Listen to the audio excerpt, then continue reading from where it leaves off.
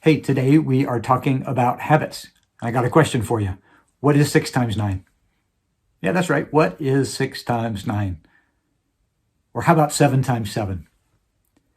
Now, you might be asking yourself, what the heck does math have to do with habits? But my guess is that you knew the answer to these questions, 6 times 9, 54, 7 times 7, 49, without having to think very much, without having to think hard.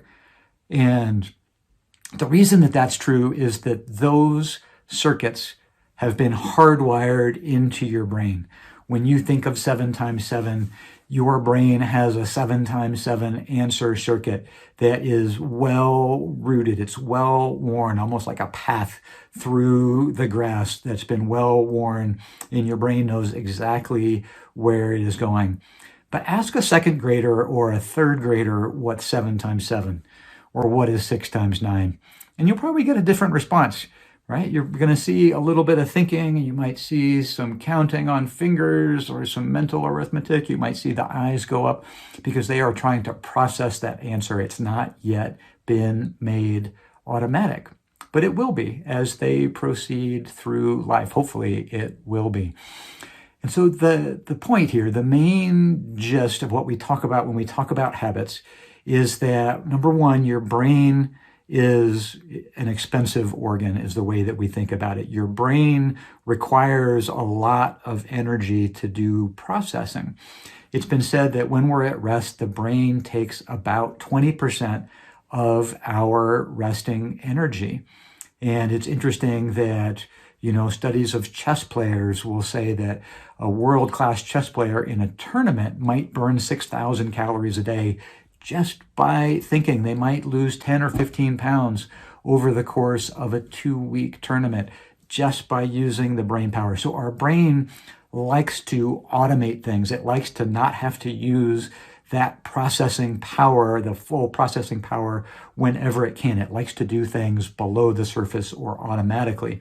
And it's been estimated that, depending on who you read, at least 40%, maybe up to 80% of the actions that we do each day are repetitive routines or habits. And when we talk about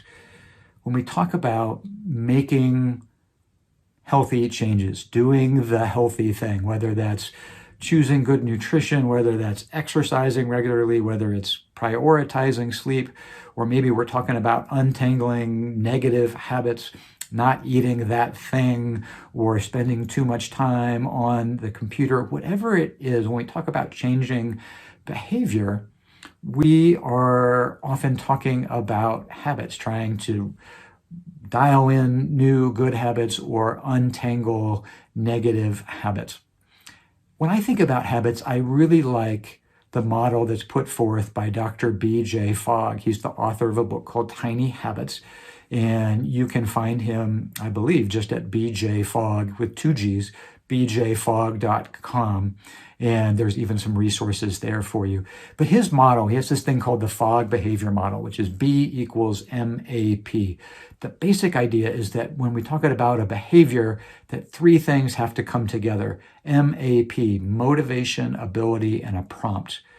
Motivation, ability, and a prompt. And we can use this to help ourselves dial in good habits. Let's focus on dialing in good habits today. And if we think about, let me give you 3 tips as we kind of wrap up for today. 3 things that you can think about that really are going to address the MAP. And we're going to work through those backwards. So number 1 is P. Think about hooking your new habit onto a reliable prompt, something that you routinely do every day. So for example, if you're trying to build a habit of walking regularly, let's use that as our example for today. If you're trying to build that habit of walking regularly, you might do that in the morning after you feed the dog, something that you're going to do every day, or after your morning coffee, or after you drop your child off at school. But you can pick a prompt that's going to occur every day that's going to remind you, hey, this is the time to do this activity. So number 1, pick good prompts. Number 2 has to do with that ability. And here the idea is to make things easy. Turns out that we need a lot of motivation to do things that are hard. We don't need as much motivation to do things that are easy. And so often when we talk about wanting to dial in a habit, one thing that's going to help dial it in is for that to happen consistently over time. And it's more likely to be consistent if it's easy for you to do. So that might mean rather than starting with a habit of walking for an hour a day or walking for 45 minutes, we might start with simply walking for 5 minutes per day. I actually had a client in my clinic recently that this is exactly how we started her walking habit. She started with 5 minutes per day. And interestingly, she started to get some quick wins. She started to feel better. And she said, I can do this. And as things became more automatic, she is starting to work that up. But you can start small. Start with something that is easy. And then the third thing has to do with motivation. We talk a lot about motivation in here, or willpower, and how willpower always runs out. That's why we don't want to have to rely on large amounts of willpower to start to dial in our habit. We want to make something easy so that we use less willpower. But one way that you can improve your motivation is actually to celebrate when you are finished with your habit or your routine for the day. So you're done walking and you want to celebrate. And that celebration doesn't have to be big. It can be small, but it should be right away. That celebration should happen right away. So Dr. Fogg, he talks about an emotion that he and his team name shine. So picture that you've been praised by someone whose opinion you value, a parent, a sibling, a mentor, someone that you want them to think good things about you, and they just told you did a great job. How does that make you feel? Right? That's the emotion we want to create when we celebrate. And I always feel a little silly when we do this. What might celebration look like? It just needs to be something obvious that is quick and produces a little emotional feeling. So you went for a walk, you come in, you close the door, and you say, "Woohoo, I'm awesome." Right? Just something simple like that. Yes.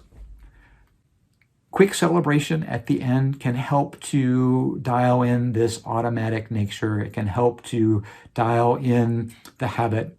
And again, by choosing good prompts, by making it easy, and by doing that celebration, you can start to dial in the habits that you are hoping to build into your life. So until we chat again, as always, I want to wish you peace, and I will say take care.